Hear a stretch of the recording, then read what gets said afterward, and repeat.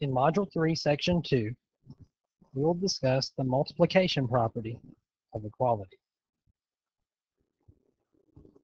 The multiplication property of equality is very similar to the addition property of equality. It states that as long as we multiply or divide by the same number on both sides of the equation, and that number is not 0, then the new equation will be equivalent to the first equation. So a similar example to the last section, if we had 5 equals 5, then we can multiply both sides of the equation by the same number, and the result would still be equal at the end.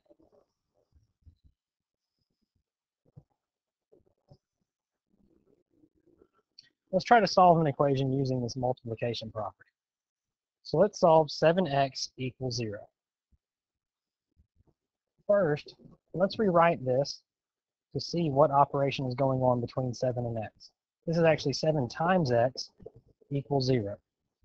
Now, in the last section, we performed the opposite operation. If we were adding a number, then we would subtract that number to move it to the other side of the equation. If we were subtracting a number, we would add it to both sides to move it to the other side of the equation. And in a similar way, we're going to do that with these problems. If we are multiplying, we want to divide. If we are dividing, we want to multiply in order to get x alone by itself with a coefficient of 1. So as it stands, x has a coefficient of 7 because it's being multiplied by 7. The opposite of multiplication is division, so we can divide both sides of the equation by 7. On the left side, 7 divided by 7 is 1. And so basically the 7 on top and the 7 on bottom cancel. We're left with just x. On the right side of the equation, we have 0 divided by 7. Remember, if 0 is in the numerator, that's okay. 0 divided by a non-zero number is just 0. And so for this problem, x equals 0.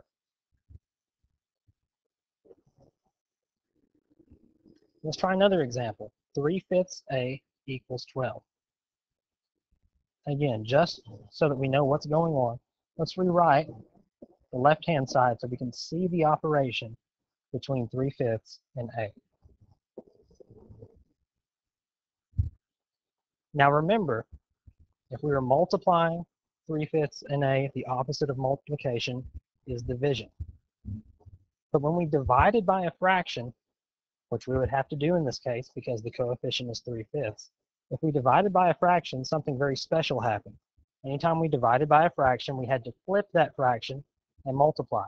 So what we are going to do, instead of dividing by the fraction, we are actually going to multiply both sides by the reciprocal.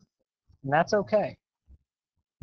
This is a special case when we multiply when we already had multiplication, because we'll see that this actually works out better than dividing both sides.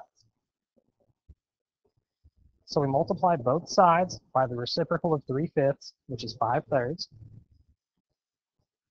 Anytime you multiply a fraction by its reciprocal, by definition, those two fractions will cancel, or they will multiply to become 1.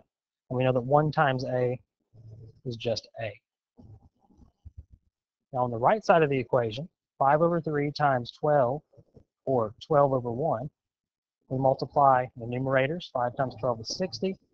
We multiply the denominators. 3 times 1 is 3. And we simplify. In this case, we just have a division problem that works out nicely. 60 divided by 3 is 20. So a equals 20.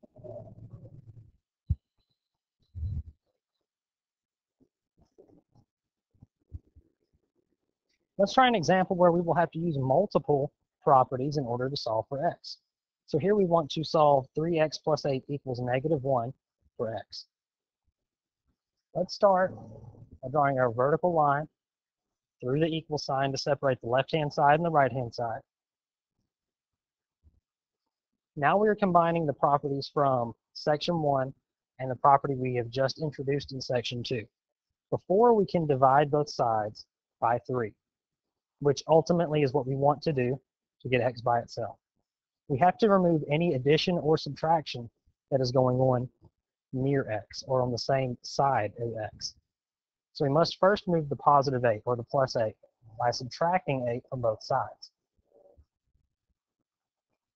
By doing that, we have 8 and negative 8, which are opposites, so those cancel. And on the left-hand side, we're left with 3x. On the right-hand side, we have negative 1 minus 8, which is negative 9. Now that we have isolated the x term, x is not by itself yet. We still have a coefficient of 3, but we've isolated the x term. We're now going to divide by 3 because remember, 3x is 3 times x. To move the 3, we do the opposite operation, which in this case is division. So we divide both sides by 3. The 3's on the left side cancel or become 1. So we have x equals negative 9 divided by 3, or just negative 3.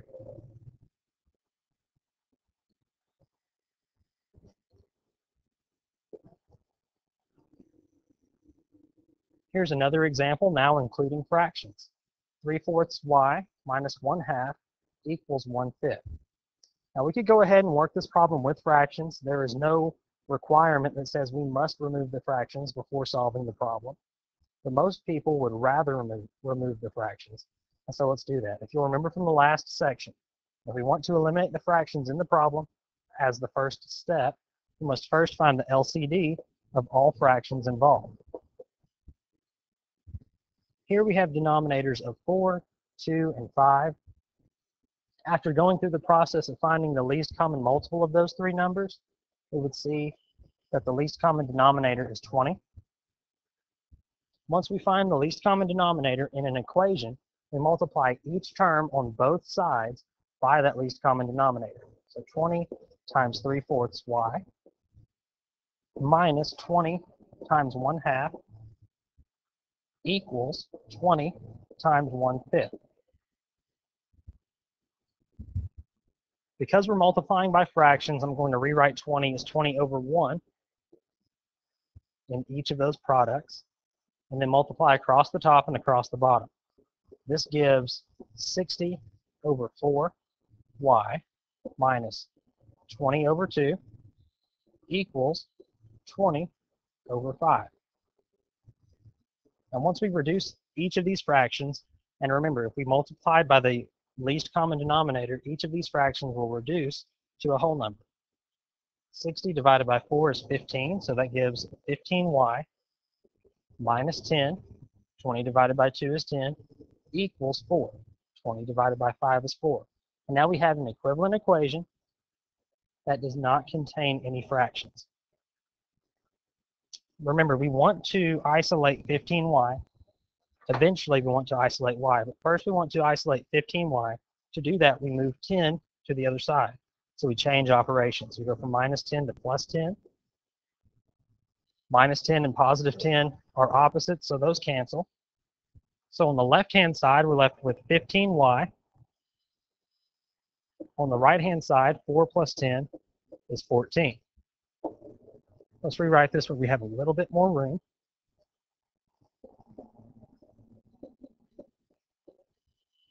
Remember, 15y is the same thing as 15 times y. In order to move the 15, we need to perform the opposite operation. So we're going to divide by 15. The 15s on the left side cancel and give us y.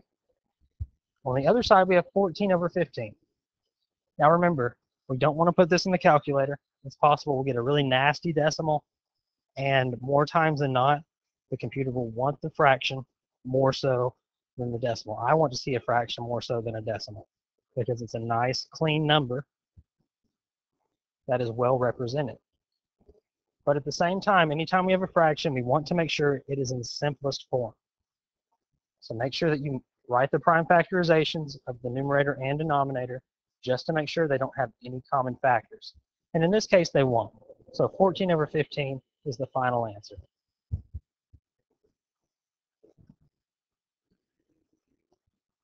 Let's try another example. This time we have parentheses. And anytime we have parentheses and a coefficient in front, we need to distribute.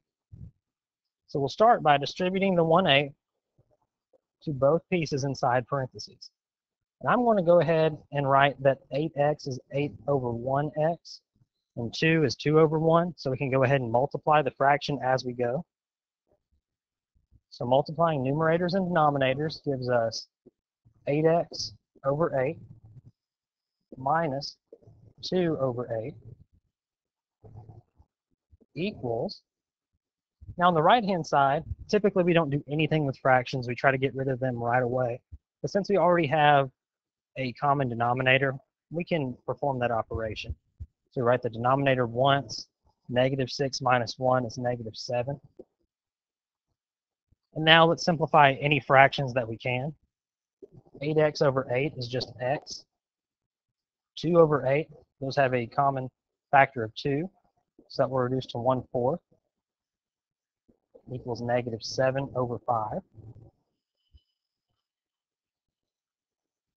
Now at this point we could decide just to add the 1/4 to the other side, and that's what I'm going to do. If you decided to get rid of your fractions at this point, that would be okay as well.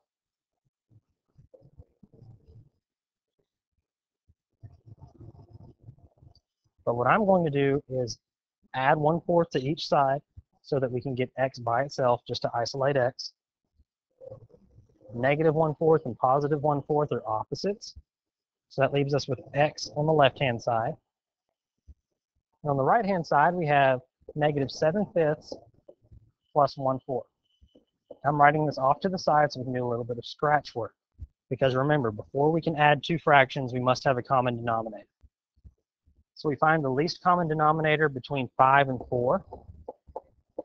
And on your own, you can find that as 20.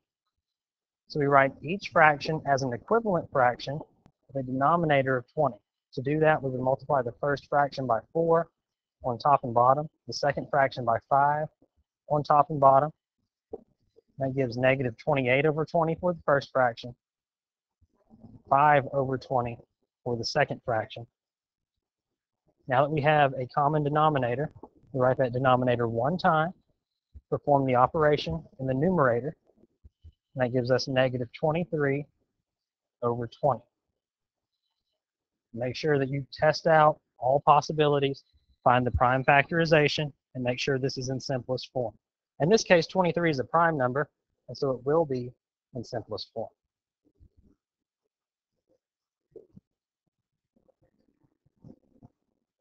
Let's try another example that involves fractions. And in this example, I'll show you again how to eliminate the fractions and work through the problem, initially at least, without any fractions.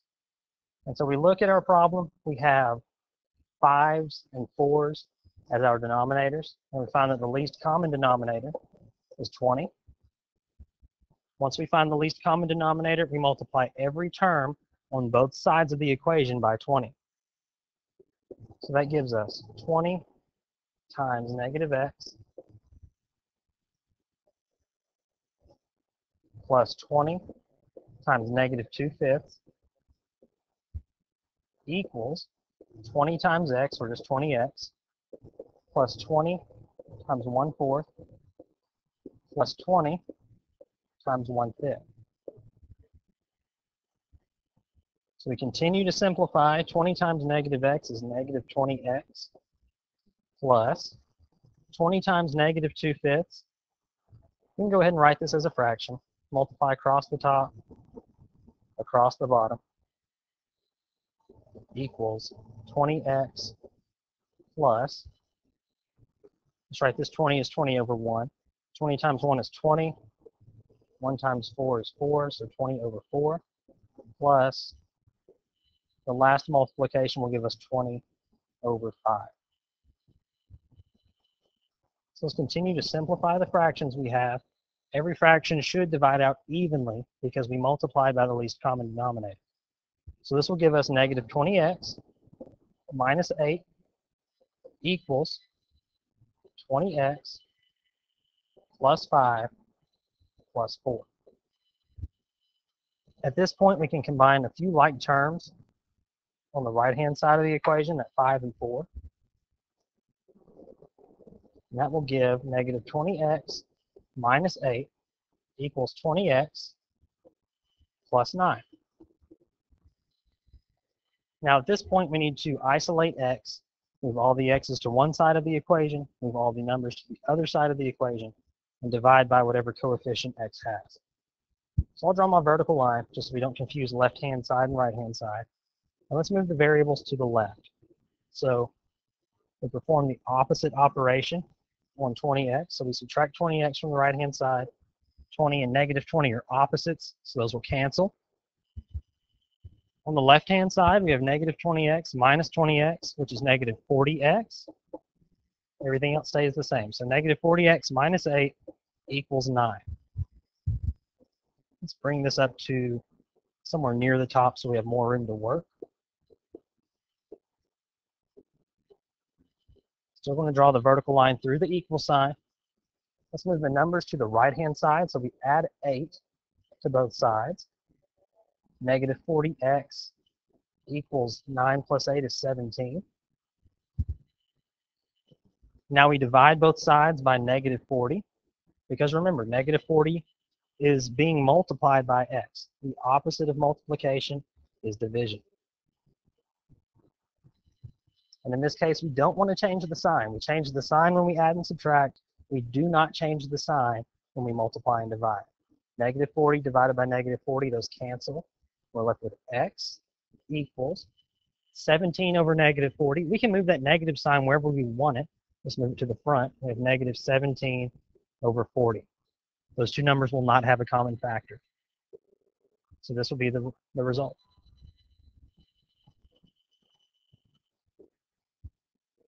Let's try an example with decimals instead.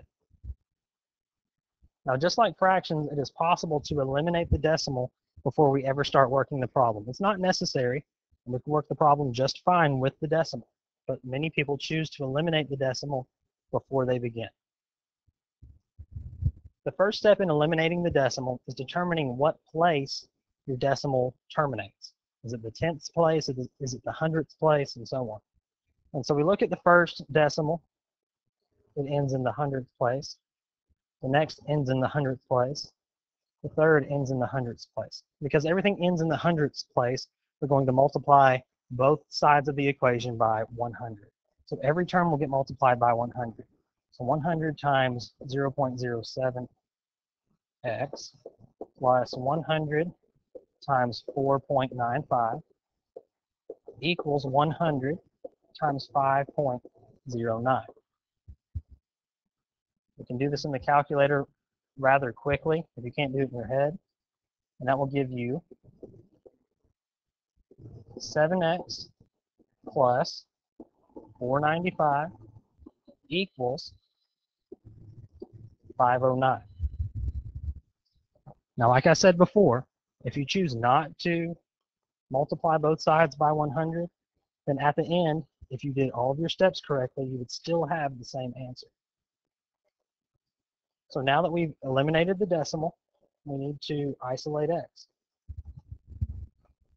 I draw my vertical line through my equal sign. You don't have to do this, but I like to do it on every problem so that we can differentiate between the left-hand side and the right-hand side.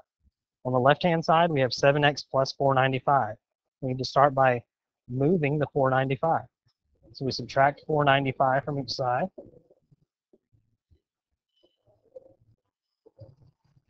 The opposites cancel, and we're left with 7x equals 14. Because we were multiplying x by 7, we divide by 7 in order to make that cancel. 7 divided by 7, those cancel, and we're left with x equals 14 divided by 7, which reduces to 2.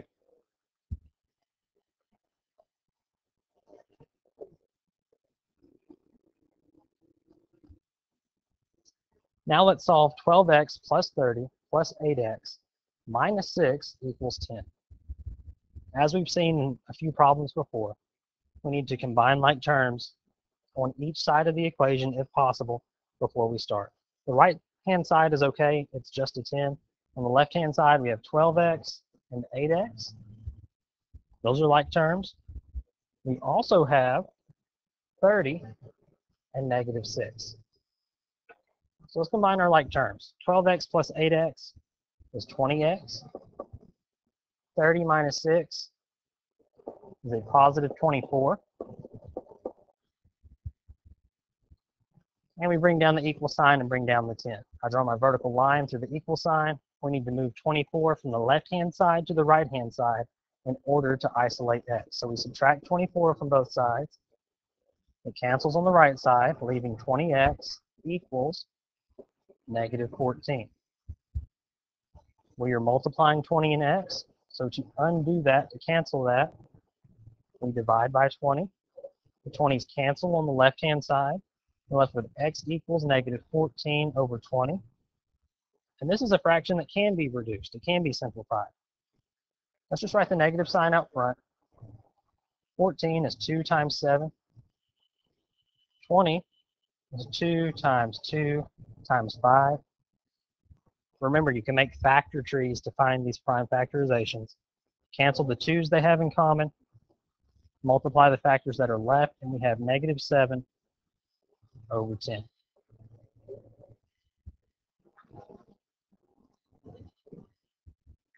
Let's try one more example. In this example, we have parentheses, so we need to distribute the 5. We will also combine like terms on the right-hand side of the equation. So we start by multiplying 5 by both terms inside parentheses. 5 times 2x is 10x, plus 5 times 3 is 15. On the right-hand side of the equation, we combine our like terms. Negative 1 plus 7 is positive 6. Again, I draw my vertical line through the equal sign. I can see that 15 needs to move from the left-hand side to the right-hand side, so we subtract 15 as the opposite sign. The opposite 15's cancel. On the left-hand side, we're left with 10x equals, on the right-hand side, 6 minus 15 is negative 9. We are multiplying 10 and x. To cancel that, we divide by 10. One thing I'll mention is we do not divide by 10x. Please do not write the variable in the denominator. That is not the same as dividing by just 10. So on the left-hand side, the 10's cancel. We're left with x equals negative 9 over 10. And that cannot be reduced. 9 and 10 do not share a common factor. Make sure to work hard. Be patient and careful. It's easy to get your negative signs mixed up or lost in all of the steps. Do the best you can and ask questions as they arise.